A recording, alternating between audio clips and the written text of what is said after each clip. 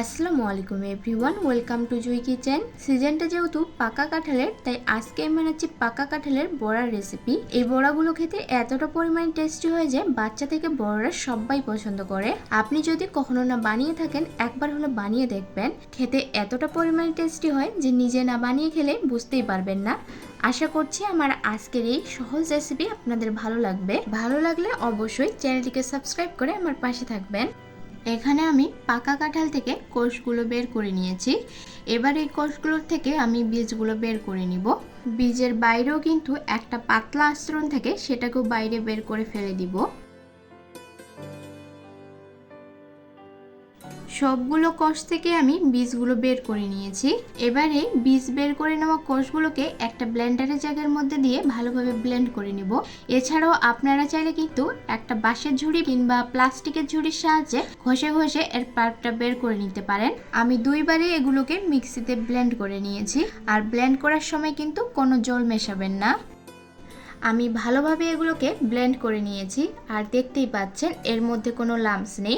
তবে আপনারা চাইলে এগুলোকে একটা ছাঁকনির সাহায্যে একটু ছেঁকে নিতে পারেন। এবার আমি এর মধ্যে দিয়ে দিচ্ছি চিনি। তবে মিষ্টিটা কিন্তু সম্পূর্ণভাবে নির্ভর করছে কাঁঠালটা কতটা পরিমাণে মিষ্টি আর আপনি মিষ্টি কতটা পছন্দ করেন। এবার আমি এর মধ্যে দিয়ে দিচ্ছি সামান্য একটু লবণ।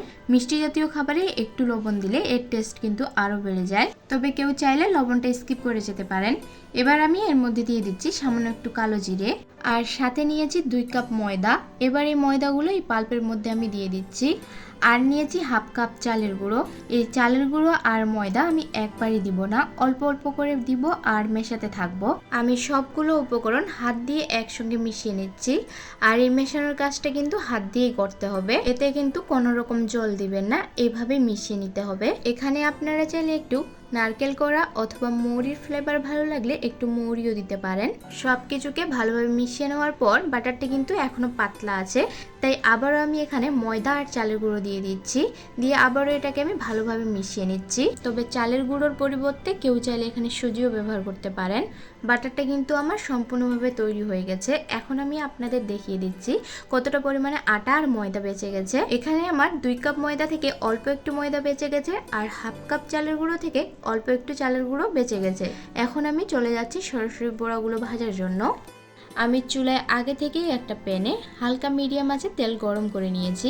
এবার দেখতেই পাচ্ছেন আমরা যেভাবে তালের বড়া বানাই, আমি ঠিক সেইভাবে ছোট ছোট আকারে এই বড়াগুলোকে তেলের মধ্যে ছেড়ে দিচ্ছি। এখন চুলার আঁচটাকে লো টু মিডিয়ামে রেখে এই বড়াগুলোকে উল্টে পাল্টে ভেজে নিব। হাই আঁচে ভাজলে কিন্তু খুব তাড়াতাড়ি বড়াগুলোর মধ্যে কালার চলে আসবে আর ভেতরে কিন্তু কাঁচাই থেকে যাবে। তাই এই সময় চুলার আঁচটাকে লো টু মিডিয়ামে রেখে এই বড়াগুলোকে উল্টে পাল্টে আমি ভেজে তুলে নিচ্ছি। আমি এখানে যে পরিমাণে বড়ার বাটার তৈরি করেছি সেই অনুযায়ী 2 থেকে 3 বেজে এই বড়াগুলোকে ভেজে নিতে হবে। আমি একই পদ্ধতিতে বাকি বড়াগুলোকে ভেজে তেল ঝরিয়ে তুলে নিচ্ছি।